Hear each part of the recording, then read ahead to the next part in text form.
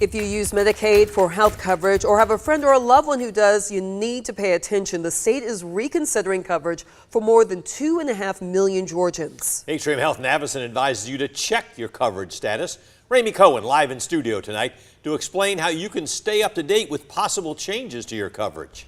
Yes, Frank and Lori. Eric Perez says his father had a heart attack. Now the left side of his father's heart doesn't work. Perez says his father had Medicaid in New York, but since moving back to Georgia, he can't receive Medicaid since he has no young children.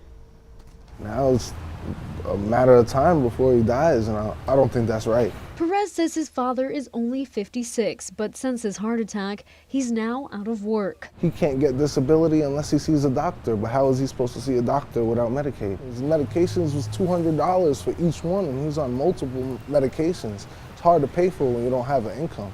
According to Carol Babcock, the Assistant VP for Healthy Communities and Virtual Health, she says before the pandemic, Medicaid eligibility was checked each year. But during COVID, more folks got put on Medicaid coverage. Because of that, requirements were put on pause. There was a need for the government to step in and be able to give access to those who might not have the ability to get care for COVID. Now, since things are pretty much back to normal, Georgia is checking once again to see if you qualify. So, who does Medicaid help?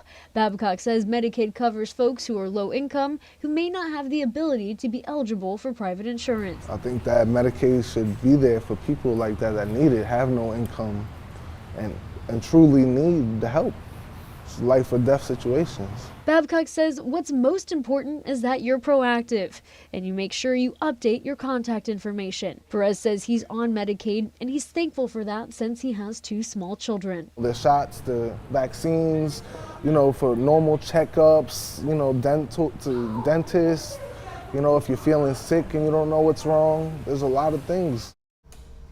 Babcock says you can apply through the state or through the local Department of Family and Children's Services. She says a lot of children are on Medicaid. Experts say it's important to check on your status now before you potentially lose your coverage. All right, Ramey, thanks very much. If you want to renew your Medicaid coverage for yourself or your children, we will have a link to that site in this story on 13WMAZ.com, and experts say you do not need to put this off.